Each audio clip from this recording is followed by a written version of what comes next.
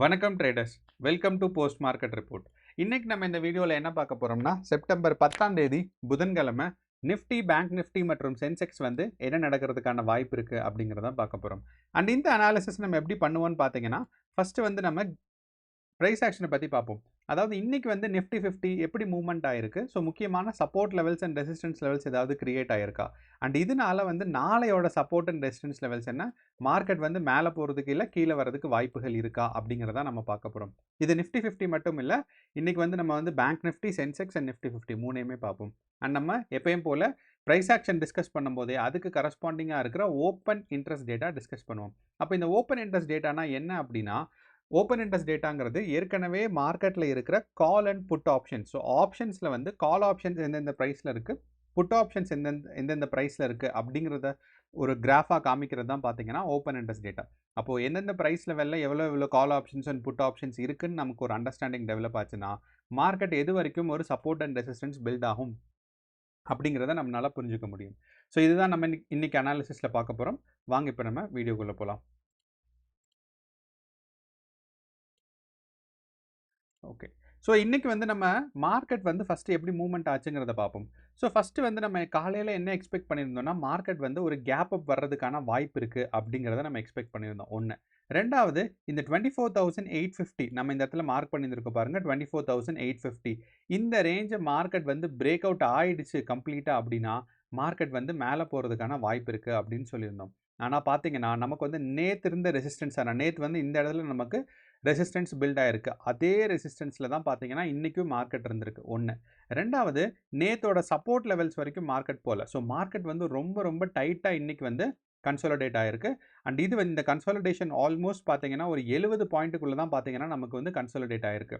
So இது வந்து ரொம்ப ஷார்ட்டான கன்சாலிடேஷன். கண்டிப்பாக நம்ம வந்து வருகின்ற நாட்களில் நாளைக்கோ இல்லைனா நாளைய மறுநாளோ பார்த்தீங்கன்னா ஒரு ஏதாவது ஒரு பிரேக் அவுட் எக்ஸ்பெக்ட் பண்ணலாம். அண்ட் நம்ம எக்ஸ்பெக்ட் பண்ணுற பிரேக் அவுட் வந்து 25,000க்கு தான் நம்ம வந்து பிரேக் அவுட் எக்ஸ்பெக்ட் பண்ணுற மாதிரி இருக்குது. ஸோ அப்படிங்கிறனால மார்க்கெட்டில் நீங்கள் பொசிஷன் ஹோல்ட் பண்ணுறதாக இருந்தால் அதிகபட்சம் நீங்கள் வந்து 25,000 தான் ஹோல்ட் பண்ண முடியும். ஏன்னா 25,000 தான் பார்த்தீங்கன்னா நமக்கு இப்போ இருக்கிற ரெசிஸ்டன்ஸு. அடுத்து இருக்க ரெசிஸ்டன்ஸ் பார்த்தீங்கன்னா 24,850 நான் சொன்னதை 24,880 மாற்றிக்கிறேன். ஓகே. ஸோ இதுதான் வந்து பார்த்தீங்கன்னா நமக்கு அடுத்து இருக்கிற ரெசிஸ்டன்ஸ். ஸோ இந்த 24,880 ஃபஸ்ட்டு கிராஸ் பண்ணி அதுக்கப்புறம் 25,000 போகுமா அப்படிங்கிறது தான் போகிறதுக்கான வாய்ப்புகள் இருக்குது அப்படிங்கிறத நம்ம சொல்ல முடியும். ஒன்று. ரெண்டாவது, மார்க்கெட் டவுன்ஃபால் ஆகிறதுக்கான சான்சஸ் இருக்குன்னா, டவுன்ஃபால் ஆகிறதுக்கான சான்சஸ் ரொம்ப கம்மி தான். அண்ட் டவுன்ஃபால் ஆனாலும் நம்ம வந்து இந்த ப்ரைஸான 24,750ங்கிற இந்த ப்ரைஸை வந்து ஃபஸ்ட்டு கிராஸ் ஆகணும். அதுக்கப்புறம் தான் மார்க்கெட் டவுன்ஃபால் ஆகும். ஸோ இந்த 24,750 கிராஸ் ஆகிறதுக்கான வாய்ப்புகள் கொஞ்சம் கம்மியாக தான் இருக்குது. ஒன்று. ரெண்டாவது, இதோட ஓப்பன் இன்ட்ரெஸ்ட் டேட்டா நமக்கு பார்த்தோம்னா, நமக்கு வந்து இன்றைக்கி எக்ஸ்பைரி ஆன ஸ்டாக்ஸ்னே நமக்கு பார்த்தோம் அப்படின்னு பார்த்தீங்கன்னா, அட் த மணியில் 24,850ல் ஸ்ட்ராங்கான ஒரு புட் ஆப்ஷன்ஸ் வந்து தான் எக்ஸ்பைரி ஆகிருந்திருக்கு. ஸோ அப்படிங்கிறனால இந்த இடத்துல எல்லாம் மார்க்கெட் திருப்பி டவுன்ஃபால் ஆகும்னு எக்ஸ்பெக்ட் பண்ணியிருந்திருக்காங்க. ஸோ அதனால தான் வந்து பார்த்தீங்கன்னா அட் த மணியில் புட் ஆப்ஷனில் எக்ஸ்பைரி ஆகிருக்கு. ஓகே. ஸோ அப்போது புட் ஆப்ஷன் அதிகமான குவான்டிட்டியில் எக்ஸ்பைரி ஆயிருக்கு. ஸோ அப்போ நமக்கு வந்து அடுத்த வாரத்துக்கான எக்ஸ்பைரி நம்ம வச்சு பார்த்தோம் அப்படின்னா, நமக்கு என்ன தெரியுதுன்னா, மார்க்கெட் வந்து மறுபடியும் இதே ஒரு ரேஞ்ச் பவுண்டாக இருக்கிறதுக்கான சான்சஸ் இருக்குன்னு தான் சொல்ல முடியும். அப்போது நிஃப்டி 50 பொறுத்தளவு ஏதாவது ஒரு கேப் அப் இல்லைனா கேப் டவுன் வராத வரைக்கும் வந்து இந்த 25,000 தொடரும். அப்படி இல்லைன்னு பார்த்தீங்கன்னா 24,800 கிராஸ் ஆகணும். ஸோ மார்க்கெட் வந்து ஒரு டவுன் சைட் புஷ்ஷோ அப் சைட் புஷ்ஷோ 24,800 இல்லைனா 24,900 இந்த ரெண்டு ரேஞ்சையும் எப்போ வந்து கிராஸ் ஆகுதோ, ஒன்றா மார்க்கெட் மூவ்மெண்ட்டில் கிராஸ் ஆகணும். அப்படி இல்லைனா ஒரு கேப் அப்பில் கிராஸ் ஆனால் தான் மார்க்கெட்டுக்கு வந்து ஏதாவது ஒரு ட்ரெண்டிங் சைட் இருக்கும். ஒன்று. ரெண்டாவது பார்த்தீங்கன்னா, மார்க்கெட் வந்து ரொம்ப ஸ்ட்ராங்கான கன்சாலிடேஷனே ஆகிட்டு இருக்கு. அதாவது 3வது நாளாக தொடர்ந்து ஃபஸ்ட் நாள் பார்த்தீங்கன்னா கொஞ்சம் கன்சாலிடேஷன், 2வது நாள் அடுத்த கன்சாலிடேஷன், நமக்கு வந்து 15 மினிட்ஸ் டைம் ஃப்ரேம் வச்சுக்கலாம். ஸோ இந்த 3வது நாளாக கன்சாலிடேட் ஆகும்போது பார்த்தீங்கன்னா, இதோட டைட்னஸ் அதாவது ரொம்ப ஷார்ட் ரேஞ்சில் வந்து நமக்கு வந்து 2 நாள் கன்சாலிடேட் இருக்கிறனால மார்க்கெட் ஏதாவது ஒரு சைடு பிரேக் அவுட் ஆகிறதுக்கு ரொம்ப எக்ஸ்பெக்ட் பண்ணலாம். அண்ட் நீங்கள் வந்து பொசிஷன்ஸ் இப்போ எடுக்கலைன்னா கூட வெயிட் பண்ணுங்கள். நம்ம வந்து ஏன்னா இந்த இடத்துல பார்த்தா நமக்கு தெரியும். இது வந்து நமக்கு இன்ட்ராடே கேண்டில். ஸோ இந்த இன்ட்ராடே கேண்டிலில் பார்த்தீங்கன்னா, நமக்கு வந்து செப்டம்பர் 4ஆம் தேதிக்கு அப்புறம் பார்த்தீங்கன்னா 5ஆம் தேதி, 6ஆம் தேதி, 7ஆம் தேதி, ஸோ 5, 6, 9 சாரி. அப்போ இந்த இடத்துல நமக்கு வந்து ரொம்ப டைட்டாக மார்க்கெட் வந்து க்ளோஸ் டவுன் ஆகிட்டு இருக்கு. ஸோ இந்த ட்ரையாங்கிள் பேட்டர்ன் ஃபார்ம் பண்ணும்போதே கண்டிப்பாக ஒரு அப்சைட் பிரேக் அவுட் இருக்கிறதுக்கான சான்சஸ் இருக்குது. ஏன் அப்சைட் பிரேக் அவுட் அப்படின்னு சொல்கிறேன்னா, இதே இந்த ட்ரையாங்கிள் பேட்டர்னில் இந்த பக்கம் அதாவது ஒரு கீழே வந்து லோவர் லோ ஃபார்ம் ஆகிட்டே இருந்துச்சுன்னா மார்க்கெட் வந்து டவுன் சைடு வரதுக்கான சான்சஸ் இருக்குது. ஆனால் இந்த இடத்துல பார்த்தீங்கன்னா லோவர் லோ இல்லாமல் மார்க்கெட் வந்து மேலே தான் கொஞ்சம் கொஞ்சமாக புஷ் ஆகிட்டு இருக்கு. அண்ட் இன்னையோட கேண்டில் சைஸ் பாருங்கள், ஒரு டாஜி கேண்டில் மாதிரி இருக்குது. ஸோ எப்போ ஒரு டாஜி கேண்டில் வருதோ அடுத்த நாள் வந்து நம்ம வந்து மூவ்மெண்ட் எக்ஸ்பெக்ட் பண்ணுறோம் தான். ஸோ என்னதான் இருந்தாலும் நமக்கு வந்து இப்போ வந்து மார்க்கெட்டில் இன்றைக்கி உங்களுக்கு வந்து ப்ராஃபிட்ஸ் அதிகமாக கிடச்சிருக்கிறதுக்கு சான்சஸ் கொஞ்சம் கம்மி தான். ஏன்னா மார்க்கெட் வந்து ஒரு சைட்வேஸ் மூவ்மெண்ட்டான மார்க்கெட். ஸோ அப்படிங்கிறனால இன்னையோட மார்க்கெட்டில் நீங்கள் வந்து ப்ராஃபிட்ஸ் எடுத்திருந்தீங்கன்னா நீங்கள் வந்து உங்களோட ஸ்ட்ராட்டஜி ரொம்ப நல்ல ஸ்ட்ராட்டஜி, ரொம்ப ஸ்ட்ராங்கான ஸ்ட்ராட்டஜின்னு அர்த்தம். ஏன்னா இன்றைக்கி வந்து மார்க்கெட் ரொம்ப டைட்டான மூவ்மெண்ட்ஸ்.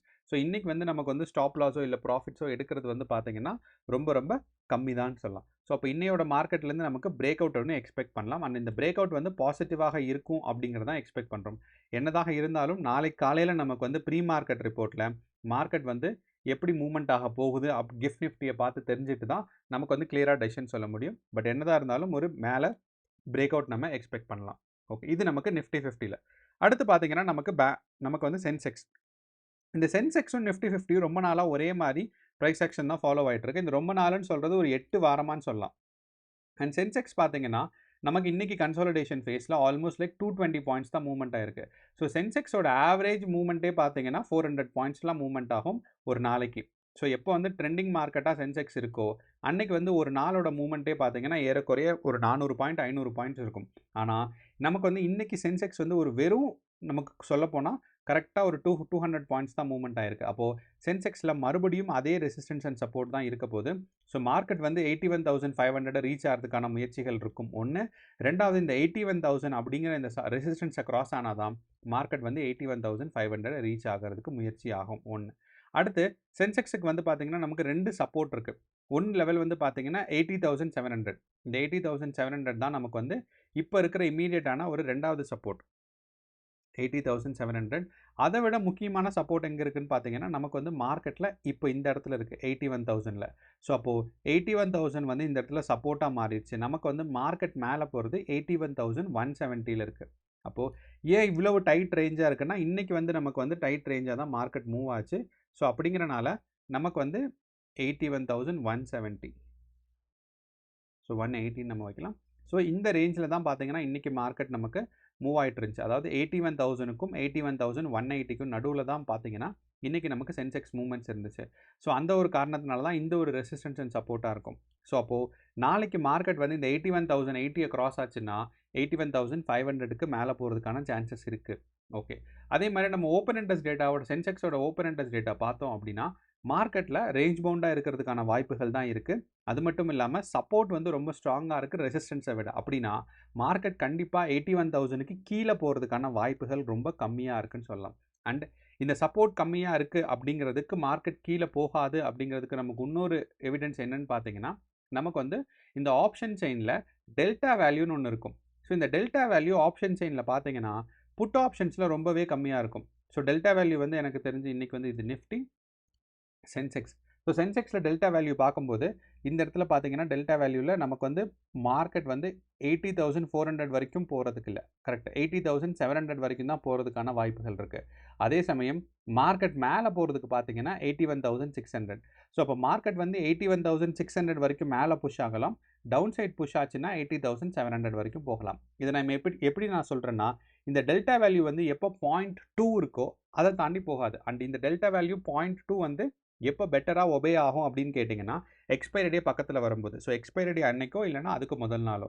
அதனால தான் சென்செக்ஸில் நம்ம சொல்கிறோம். ஸோ சென்செக்ஸில் வந்து 80,700க்கும் 81,700க்கும் நடுவில் நீங்கள் பொசிஷன் எடுத்திங்கன்னா உங்களுக்கு வந்து ப்ராஃபிட்டபிலிட்டி கம்மியாக இருக்கும் ஒன்று. ரெண்டாவது பார்த்தீங்கன்னா நமக்கு வந்து இந்த இடத்துல நமக்கு இந்த லாஸ்ட் ட்ரேடட் ப்ரைஸ் தெரியும். நமக்கு வந்து எந்த பக்கம் கம்மியாகிட்டே போகுது எந்த பக்கம் அதிகமாகிட்டே போகுதுன்னு. ஃபார் எக்ஸாம்பிள் 81,700 பார்த்தீங்கன்னா நமக்கு வந்து லாஸ்ட் ட்ரேடட் ப்ரைஸ் ஒரு ஸ்டாக்குக்கு பார்த்தீங்கன்னா 64 ருபீஸு, இந்த பக்கம் 88 ருபீஸ். ஸோ அப்படிங்கிறனால மார்க்கெட் வந்து இந்த ரேஞ்சுக்குள்ளே தான் இருக்கிறதுக்கான சான்சஸ் இருக்குது. அதிலிருந்து கீழே போகும்போது டிராஸ்டிக்காக குறைஞ்சிக்கிட்டே வரும். அப்போது இந்த 2 ரேஞ்சில் நமக்கு பார்த்தாலும் சென்செக்ஸ் வந்து மேலே புஷ் ஆகிறதுக்கான சான்சஸ் தான் இருக்குது. ஸோ அப்படிங்கிறனால 81,500 வரைக்கும் புஷ் ஆகிறதுக்கு வாய்ப்புகள் இருக்குது. ஸோ என்னதான் இருந்தாலும் நம்ம வந்து நாளைக்கு நமக்கு காலையில் மார்க்கெட் எப்படி ஓப்பன் ஆகுது அப்படிங்கிறத பார்த்தா தான் தெரியும். இதே இது நம்ம டே கேண்டில் பார்த்தோம் அப்படின்னா நமக்கு சென்செக்ஸில் வந்து பார்த்தீங்கன்னா நமக்கு நிஃப்டி 50ல் இருந்த மாதிரியே மார்க்கெட் வந்து ஒரு அப்சைட் மூவ்மெண்ட் இன்றைக்கி கேண்டில்ஸ் கொடுத்துருக்கு. ஸோ அப்படிங்கிறனால ஒரு ஹையர் ஹை ஃபார்ம் ஆயிருக்கு. இந்த ஹையை விட பார்த்தீங்கன்னா நமக்கு வந்து இன்னையோட கேண்டில் வந்து மேலே போயிருக்குங்கிறனால ஒரு அப்சைட் பிரேக் அவுட் தான் நம்ம எக்ஸ்பெக்ட் பண்ணுறோம். ஸோ என்னதான் இருந்தாலும் காலையில் நம்ம ப்ரீ மார்க்கெட் ரிப்போர்ட்டில் கிஃப்ட் நிஃப்டி எப்படி பெர்ஃபார்ம் ஆகுதுங்கிறத பார்த்துட்டு நம்ம ஒரு கன்ஃபர்மேஷன் சொல்லலாம். ஸோ அடுத்து கடைசியாக பார்த்தீங்கன்னா நம்மளோட பேங்க் நிஃப்டி டேட்டா. இந்த பேங்க் நிஃப்டி பார்த்தீங்கன்னா நமக்கு வந்து இதே மாதிரி செப்டம்பர் 4ஆம் தேதியிலேருந்து இப்போ வரைக்கும் 9ஆம் தேதி வரைக்கும் பார்த்தீங்கன்னா கன்சாலிடேட் ஆகிட்டே தான் வருது. அண்ட் இந்த செப்டம்பர் 4ஆம் தேதியிலேருந்து இப்போ வச்சு பார்க்கும்போது மார்க்கெட் வந்து கண்டிப்பாக ஒரு இன்சைட் கேண்டில் தான் ஃபார்ம் ஆகிட்டு வருது. ஆனால் Nifty and bank Nifty and சென்செக்ஸை மாதிரி இல்லாமல் நமக்கு வந்து பேங்க் நிஃப்டி பார்த்தீங்கன்னா இந்த ரேஞ்ச் பவுண்டில் வந்து பிரேக் அவுட் ஆகிறதுக்கான வாய்ப்புகள் கொஞ்சம் கம்மியாக தான் இருக்குது. ஸோ அப்படிங்கிறனால இந்த 54,400 தான் பேங்க் நிஃப்டி முக்கியமான ரெசிஸ்டன்ஸாக இருக்க போகுது. அண்ட் இதிலிருந்து மேலே போச்சுன்னா 55,120. ஸோ அப்போது நமக்கு வந்து அதே ரெசிஸ்டன்ஸ் அண்ட் சப்போர்ட் தான். ஸோ பேங்க் நிஃப்டி ரேஞ்ச் பவுண்டாக இருக்கிறதுக்கான தான் முயற்சிகள் அதிகமாக இருக்கும். அதே சமயம் மேலே போகிறதுக்கான முயற்சிகள் இருக்காது. ஆனால் நமக்கு வந்து நிஃப்டி அண்ட் சென்செக்ஸ் பார்த்தீங்கன்னா ஒரு அப்சைட் பிரேக் அவுட் இருக்கிறதுக்கான சான்சஸ் இருக்குது. ஸோ அப்படிங்கிறனால கேர்ஃபுல்லாக பொசிஷன்ஸ் ஹோல்ட் பண்ணுங்கள். நிஃப்டி நாளைக்கு புது கான்ட்ராக்ட்ஸ் எல்லாம் ஃபில் ஆகும்போது பாசிட்டிவாக ஃபில் ஆச்சுன்னா மார்க்கெட் கண்டிப்பாக மேலே புஷ் ஆகும். ஸோ இதுதான் நம்மளோட ஒரு ஓவரால் அனாலிசிஸ். அண்ட் நம்ம வந்து எஃப்ஐஐ டேட்டா வந்து சம்டைம்ஸ் வந்து டிலே ஆகும். ஸோ எஃப்ஐஐ டேட்டா இன்றைக்கி செப்டம்பர் 9ஆம் தேதிக்கு இன்னும் வரல. ஸோ அப்படிங்கிறனால நம்ம ப்ரீ மார்க்கெட் ரிப்போர்ட்டில் எஃப்ஐஐ டேட்டா நம்ம டிஸ்கஸ் பண்ணுவோம். So all the best. கேர்ஃபுல்லாக ஸ்ட்ராட்டஜி பில்ட் பண்ணுங்கள். நன்றி, வணக்கம்.